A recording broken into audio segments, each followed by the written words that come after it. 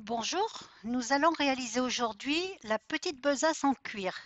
Donc cette petite besace en cuir qui est réalisée dans un cuir très souple est faite entièrement et montée entièrement à la recouvreuse, donc avec des surpiqûres et des coutures à la recouvreuse.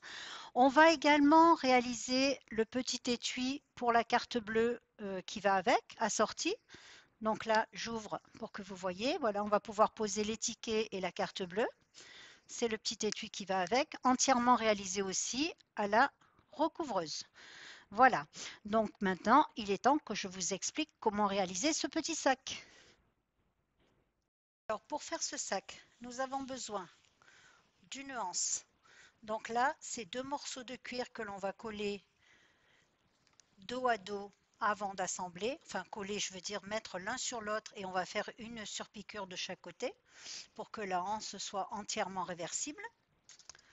Nous avons également une face avant, donc ça c'est l'avant du sac.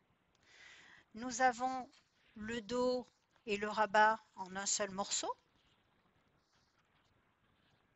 Et pour assembler le dos et le devant, nous avons la bande de côté donc qui va faire le tour ici, qui va faire l'épaisseur du sac qui est ici.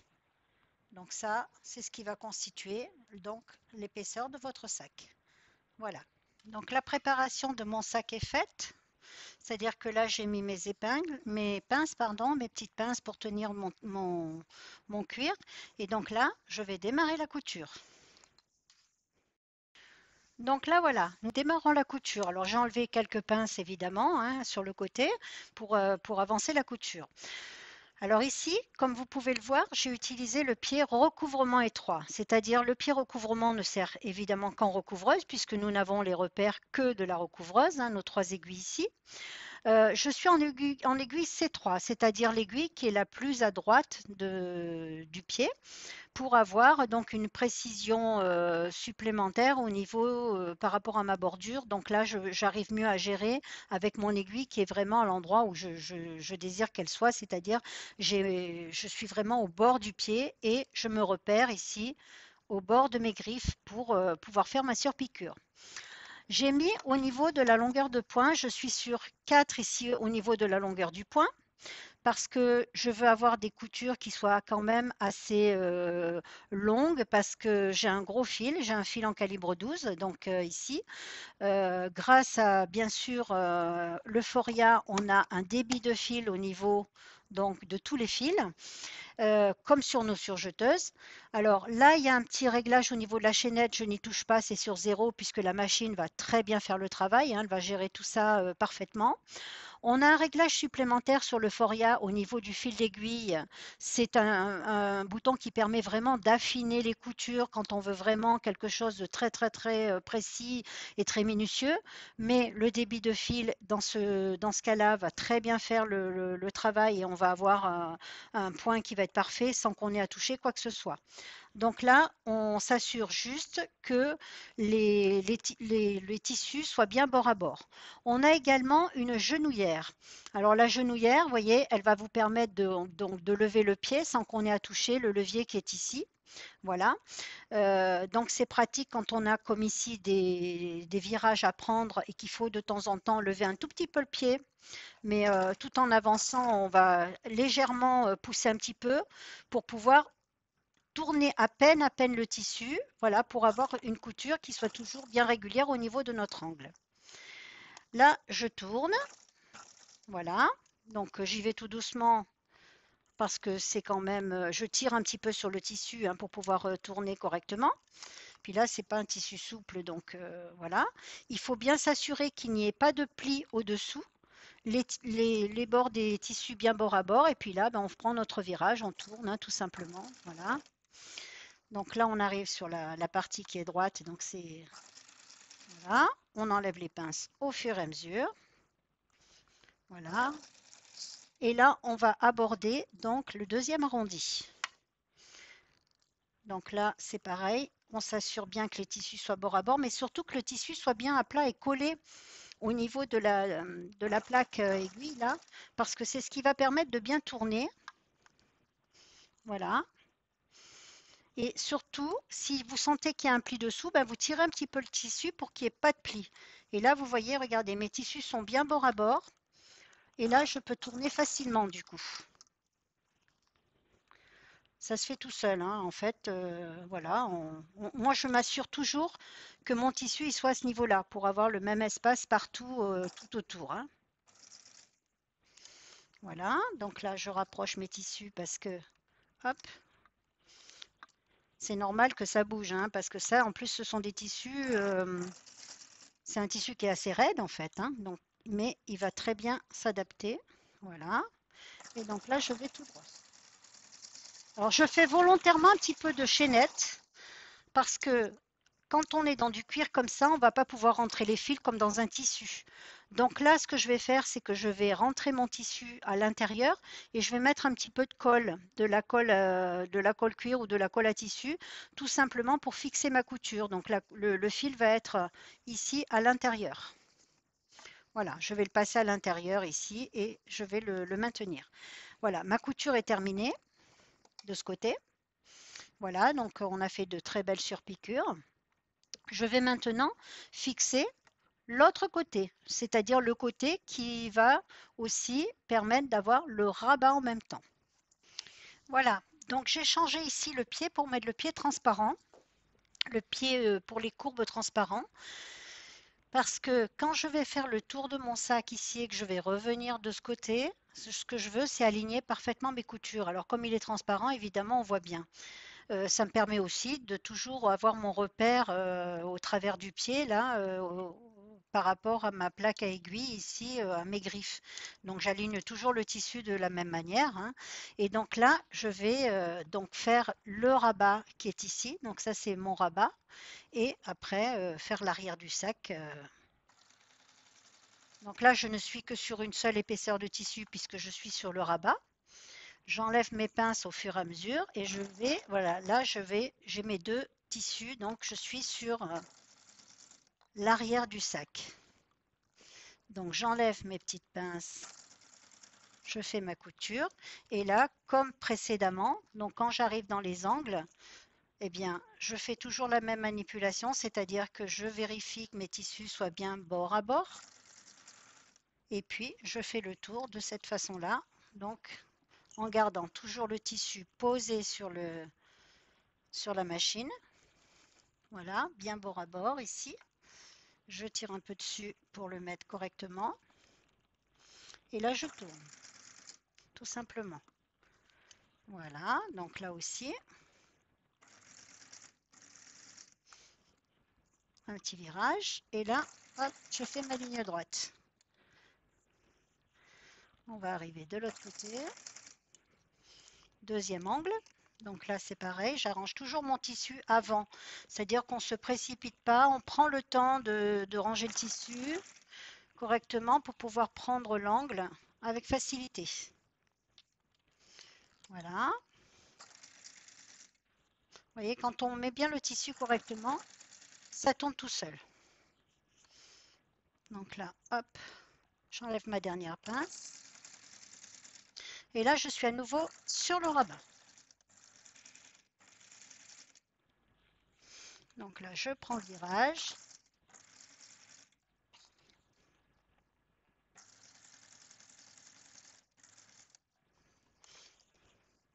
Alors là, ce que je vais faire, c'est que, vous voyez, le fil là, il est dessus. Je vais le faire passer dessous parce que il peut se prendre après dans l'aiguille et puis me gêner. Donc là, je mets mes deux fils en dessous, comme ça, il n'y a pas de problème. Je les mets sur l'arrière et je vais pouvoir ici, donc faire ma couture de jointure. Alors comme c'est transparent, ben, on voit exactement où est le fil.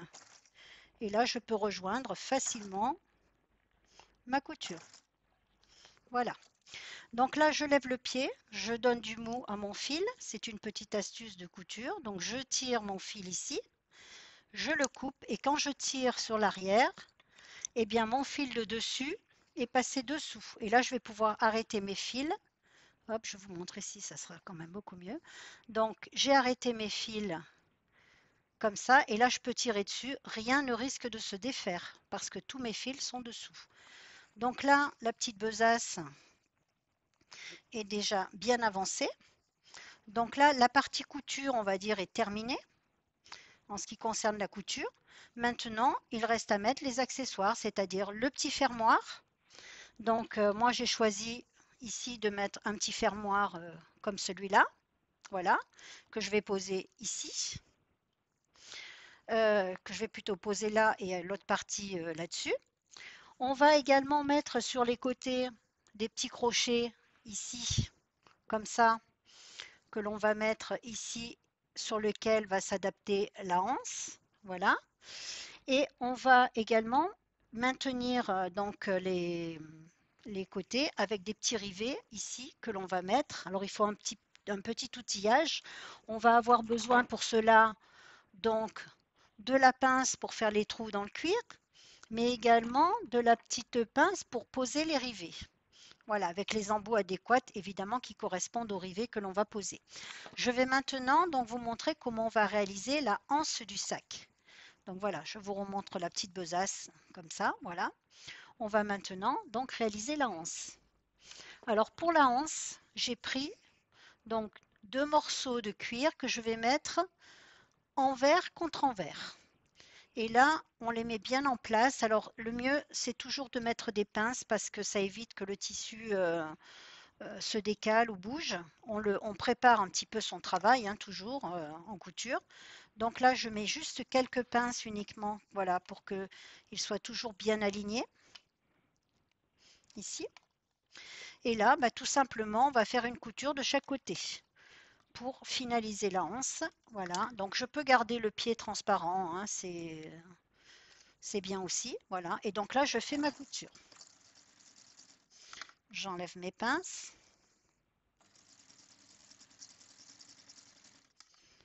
Voilà.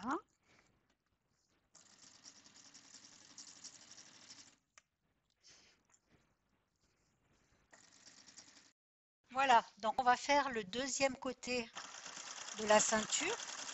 Alors là, c'est un vrai régal parce que au niveau des griffes d'entraînement, je vais dire que je n'ai aucun mérite à aller droit parce que cette machine, comme toutes les Babylock d'ailleurs, mais bon, le Foria en recouvrement est exceptionnel. Elle entraîne le tissu parfaitement.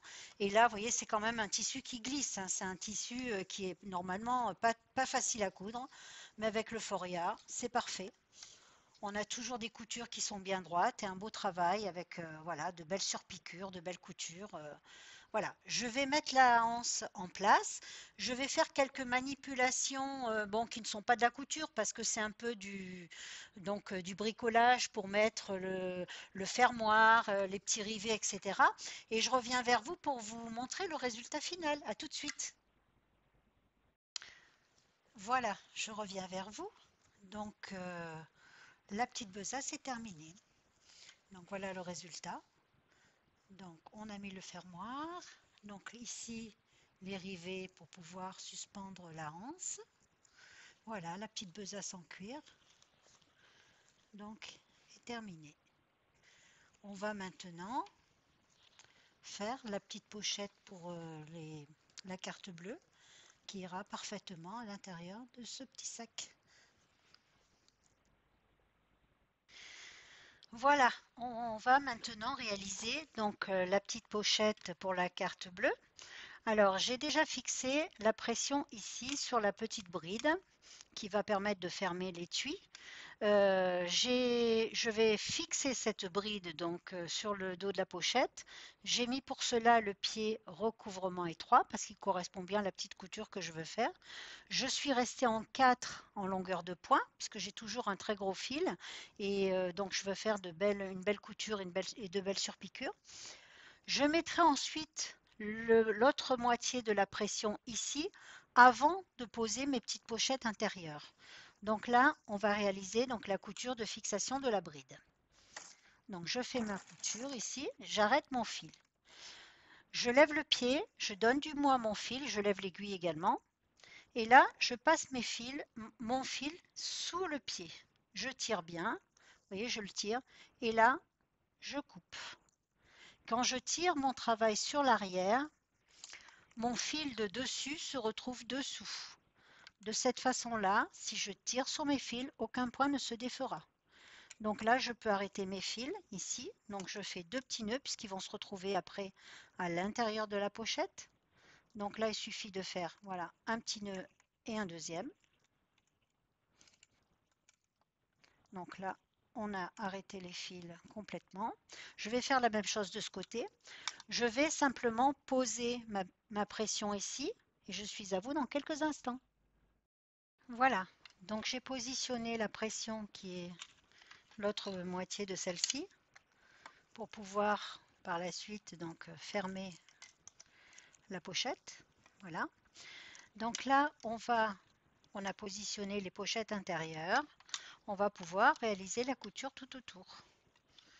Donc j'ai gardé le pied recouvrement étroit donc pour faire ma couture du tour parce qu'il est bien adapté donc à cette couture également.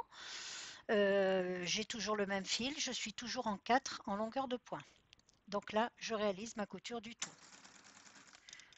J'enlève ma pince. Et là, on va très doucement parce qu'il ne faut pas aller jusqu'au bout pour pouvoir tourner tout simplement. Donc là, je lève quand même un petit peu mon aiguille parce que vous voyez le cuir donc reste accroché dans la matière, ce qui est normal hein, parce que c'est une matière qui est très dense, donc c'est pas comme un tissu. Alors, on n'a pas besoin bien sûr de mettre un pied spécifique pour le cuir, hein. On peut utiliser le pied transparent, le pied recouvrement comme ici. Voilà. Donc là, hop.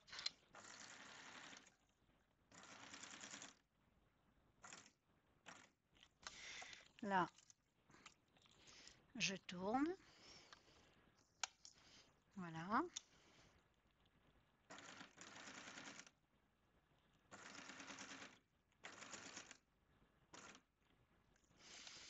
Et donc là, on va faire correspondre évidemment nos deux coutures.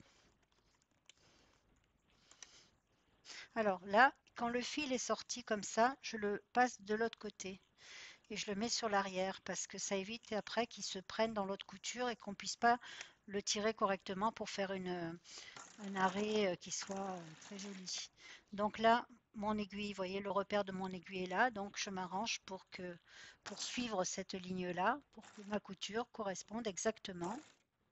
Voilà. Donc j'arrête ma couture au milieu du tissu, c'est comme tout à l'heure, je tire mon fil ici, je passe le fil sous le pied, je tire bien, hein, le pied relevé, donc la tension est libre, et là je tire sur l'arrière. Donc j'ai fait une jointure ici, voilà. Donc les fils se chevauchent, je n'ai plus qu'à faire un arrêt de mes coutures et la petite pochette, donc de carte bleue, est réalisée. Voilà.